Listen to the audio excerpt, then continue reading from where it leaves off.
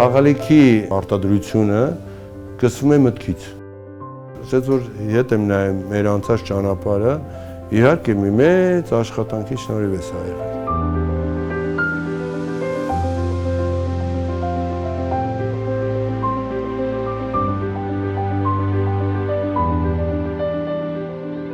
«1998 թվականից Մաշտոցի 24 հասցեում բացվեց մեր առաջի խանութը Մանկան անվան տակ եւ այդտեղ սկսվեց մեր գործունեությունը։ 2 տարի անց մենք մտածեցինք, որ կարելի է հիմնել մեր արտադրությունը։ Հիմնեցինք մի շատ փոքր արտադրամաս, 1-2 կարիմեքենայով, ասես մի 2-3 հոգով, պատկերացնում եք այդ տարիներին բացարձակապես չգիտենք ոնց են արտադրում, ինչ նյութեր են օգտագործում։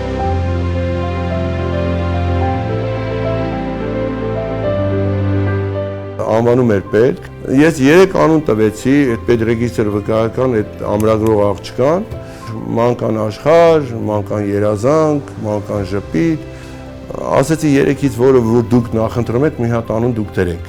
Փաթեթը վերցնուց տեսա որ Մանկան է գրած, այն կողքի բառերը չկան։ Ու տենց մնաց։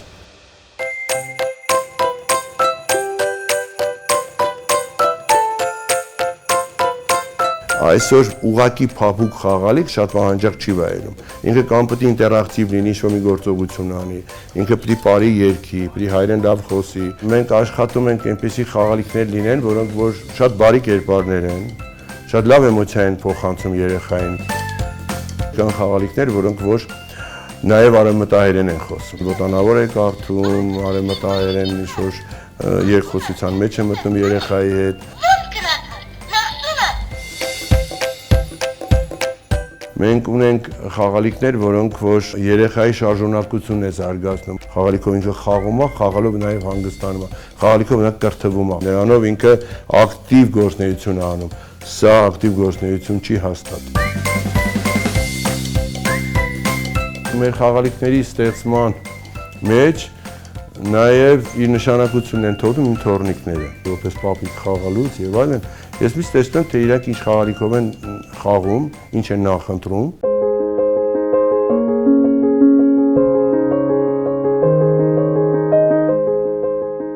Հայաստանում աշխատելով, արտադրելով, բնականաբար դուք երկրում ինչ-որ որոշ կոլոման ես ներդնում։ Բնականաբար աշխատատեղ է ստեղծում։ Մեր հարկերը ձևավորվում մեր լավ աշխատանքից։ Եթե մենք վատ աշխատենք, քիչ հարկ կվճարենք։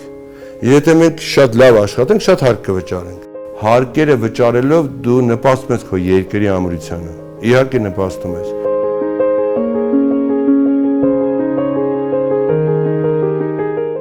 Մանկանի հաջողության բանալին դա մեր ամբողջ թիմի լավ աշխատանքն է։ Մեծ նվիրվածությունն է մեր աշխատանքին։